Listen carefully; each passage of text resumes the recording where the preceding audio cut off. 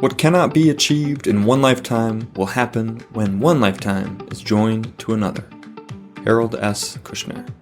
Welcome to Retirement Mentorship, your mentor to and through retirement. I'm your host, Freeman Lindy, Certified Financial Planner. Today we are talking about lifetime capital gains.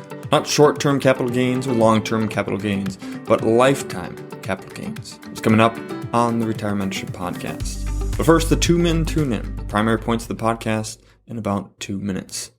While we are obsessed as human beings with short-term items, whether it be our returns or our problems or where we're at in life, there is an evolution that we can take to start thinking more long-term, to invest not for tomorrow, but for next year and next decade.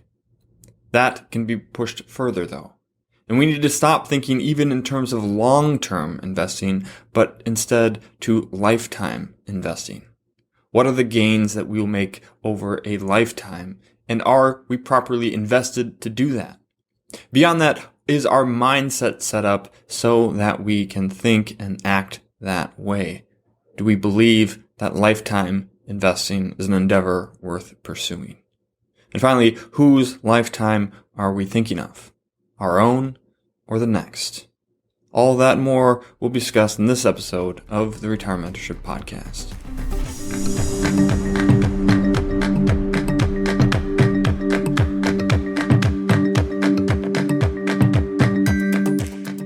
Lifetime capital gains. As discussed in the introduction to the Retirement Mentorship Podcast, part of the goal of this podcast is to add to your knowledge and, more importantly, reinforce your belief in planning and in proper investing. No one can do things that they don't know about, and no one will do things they don't believe that they should. We want to continue to learn about things that we should do and reinforce the belief that we should do them. This is an episode dedicated to building your belief. When we're talking about lifetime capital gains and short-term capital gains and long-term capital gains, we are not talking about the tax implications of your investing actions, such as generating short-term or long-term capital gains. Instead, we're talking about the life implications of your investing mindset. Your mindset determines everything. What you know and believe determines all of your actions. If you have faulty thinking and beliefs, you will have faulty actions. And if your thinking and beliefs are underwhelming, your actions will be underwhelming. No one achieves greatness, however they define it, with a fixed mindset. So when you open it up and think of greater and better possibilities and begin to believe in those possibilities, that your actions will align and they will come about. What is the evolution in the way that we think about investing for the long term? First, short-term capital gains. Human nature is obsessed with short-term results. By nature, we are programmed to only consider the very short term. And that did us very well back in the day before modern civilization, when people weren't thinking about retirement or how much they were going to save for a future vacation, but rather how to survive today or perhaps even this hour. Short-term focus, focusing on staying alive and on keeping your family alive and surviving, was the name of the game. And while we've come a long way as a civilization, our mindset hasn't necessarily kept pace with what we're doing. This has been demonstrated over and over again by psychologists and researchers who have studied how the brain works. The brain, by default, is wired to think short term.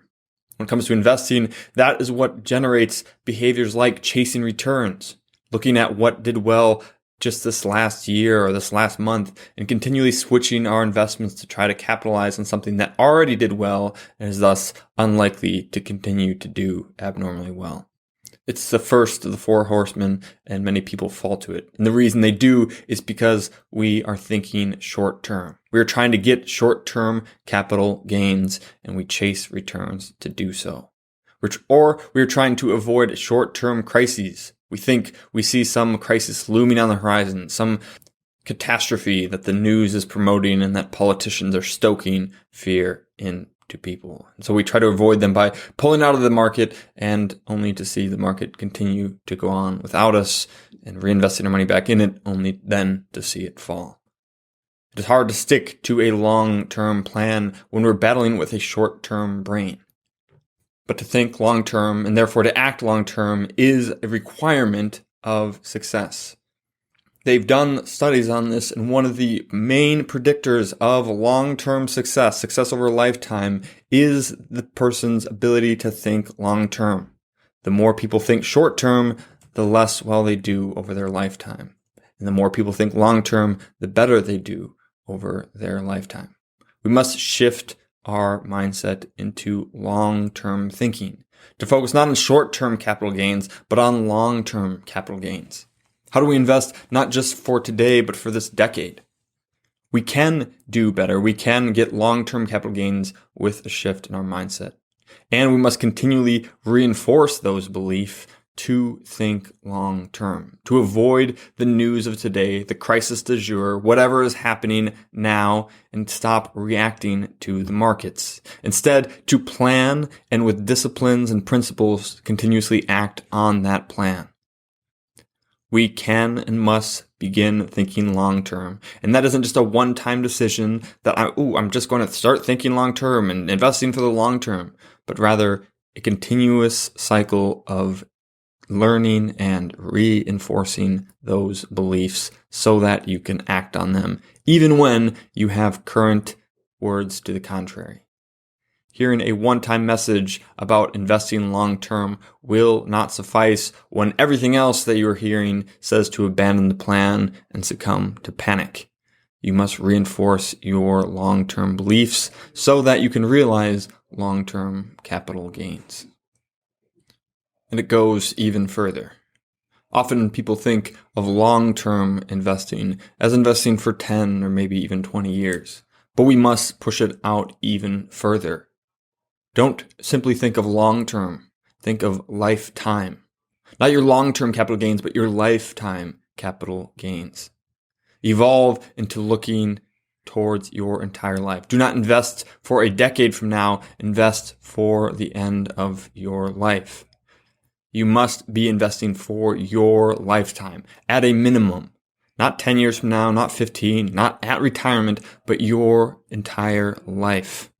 That is the end time horizon. That is what you are investing for, your lifetime.